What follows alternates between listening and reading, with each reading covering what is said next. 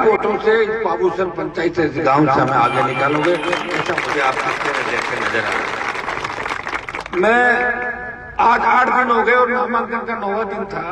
9 दिन से सरदार शहर विधानसभा क्षेत्र के प्रत्येक गांव ठाणी जाके लालचंद जी को जिताने की अपील कर रहा हूँ। शायद मैं मेरे इलाके में भी नहीं घुमा होगा इतना सरदार शहर के अंदर ठाणी गांव जाके घूम रहा हूँ। और इसका कारण है कि ये सेमीफाइनल है।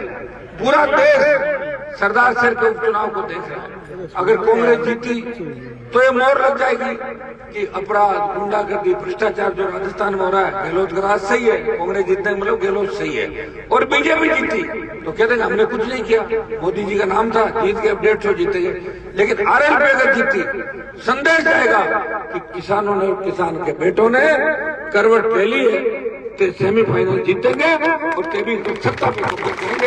ये आरएलपी की जीत के साथ संदेश जाएगा। भाइयों, सत्ता कोई नहीं छोड़ता। सत्ता के लिए मैंने देखा कि सत्ता के लिए तो बड़े संग्राम हुए देश के अंदर। इतिहास के अंदर आपने देखा होगा, भाई ने भाई को सत्ता के लिए मारा, पिता ने पुत्र ने पिता को सत्ता के लिए मारा। एक आदमी हनुमान बेनीवाल है जो सत्ता को ठोकर मार के 2003 से लगातार जिद करके जुनून के साथ युवाओं, नौजवानों और किसानों की आवाज बढ़ के आपको संगठित कर रहा है। दलित, पीड़ित, शोषित किसान, सर्व समाज की बात कर रहा है। और जब दिल्ली गया जीत के, जब देश का किसान संकट के अंदर था, उत्तरी भारत का कोई एमपी उनकी मदद करने के लिए नहीं आया। मोदी की सत्ता को ठोकर मार के 70 दिन किसानों के साथ कोई बैठा तो नागौर के साथ किसानों के सम्मान की लड़ाई नहीं करता। भाइयों, जब जवान सेना के अंदर हमारे चाहते हैं, सेना को मोदी जी ने ठेके पे दे दिया, कोई नहीं बोला पूरे देश के अंदर। हनुमान बेनीवाल ने लोकसभा में मामला उठाया, तख्ती लेके बेल में घुसा, बाहर निकाला मुझे। 2 लाख जवानों की रैली जोधपुर में करके संदेश दिया, मोदी जी किसानों ने आपको थका दिया, हम किसान पुत्र हैं, दिल्ली की ओर आ रहे, इसको वापस लेना ही पड़ेगा।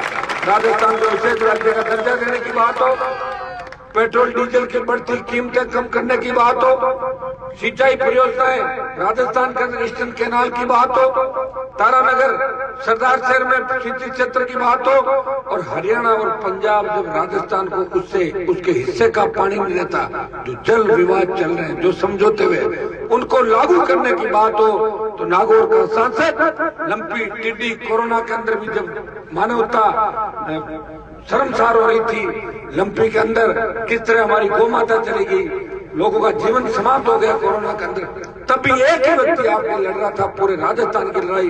चाहे चूरू में रेल चलाने की बात हो, नागौर का सांसद हूँ, चूरू का भी ध्यान रखता हूँ, सीकर का भी रखता हूँ, भरतपुर का भी रखता हूँ, और देश के जवान किसानों का ध्यान रखता हूँ। अकेला व्यक्ति आपकी लड़ाई, राजस्थान की लड़ाई दिल्ली में लड़ रहा है। स्टेट के अंदर आपने देखा जहाँ कांग्रेस बीजेपी हाथ मिला लेती है, वसुंधरा गहलोत के गठबंधन को अगर चुनौती दी, नागौर के सांसद ने चुनौती दी। मेरे 3 विधायक, जिनमें एक मेघवाल समाज के मेरे प्रदेश अध्यक्ष है, एक बावरी समाज की है, पहले मैं एमएलए था, अब मेरी जगह मेरा छोटा भाई है।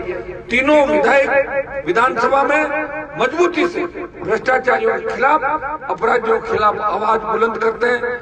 गरीब को गणेश मान के हमने सेवा करी, नई पार्टी बना के राजस्थान में ये संदेश दिया देश में कि राजस्थान कांग्रेस और भारतीय जनता पार्टी की बपोती नहीं है, यहाँ किसानों को बेटे अपने हिसाब से चलेंगे, ये संदेश राजस्थान को दिया। मैं अपील करने आपको गाँव के अंदर आया हूँ, गाँव आया हूँ, मेरा मान और सम्मान रखना। यहाँ गाँव कोई नहीं घूम रहा, वो सुंदर घूम रही है गाँव। और राहुल गांधी और वो दूसरे अशोक गहलोत एक मीटिंग करके आई है। और वैसे तो कई कांग्रेस के लोगों को मैंने कहा, तो मगर भंवरलाल जी को सच्ची श्रद्धांजलि देना चाहते हो। भंवरलाल जी हमारे नेता है, वो तो अशोक गहलोत को हटाना चाहते थे, ये सीट हरा दो, अपना आप गहलोत हट जाएगा, सच्ची श्रद्धांजलि मिल जाएगी। नहीं तो उनकी आत्मा फालतू भटकेगी चारों तरफ। तो भाई, इस बात का आपको ध्यान रखना है, पूरी मदद करना। दोबारा आऊंगा। आम आदमी, गरीब आदमी आज अपराध सर चढ़ के कैसे बोल रहा है। आज हमारे छोटे बच्चे सुरक्षित नहीं, किस तरह की दरिंदगी आप देख रहे हो। एम्बुलेंस में बलात्कार, थाने में, आईसीयू में, छोटे बच्चियां कहाँ जाएंगे लोग बताओ। किसान ढाणी में रहते हैं, आज ढाणी में रहने वाला आदमी 20 गुंडे जाके ढाणी में वारदात कर दे, कौन रखवाली करेगा, कौन सुनवाई करेगा? ये तो मैं हूं, तो कम से कम ये तो है कि राजस्थान में कोई तो बच्चा है, नहीं तो लोग ये कहते हैं खत्म हो गया राजस्थान। हनुमान मेरी आपको सम्मान की लड़ाई पूरे देश के अंदर लड़ रहा है, मुझे मजबूत करो। इस उपचुनाव से पूरे देश में संदेश जाएगा कि किसान, दलित, सर्व समाज मजबूत है और ये दूसरी आजादी की लड़ाई है। हम सरदार शेर को आजाद करेंगे, आबाद करेंगे, दोनों पार्टियों को घर बिठाएंगे और हमारी किसानों दलितों की पार्टी को राजस्थान जिता के लालचंद को भेजेंगे। ये आह्वान आपको करना है।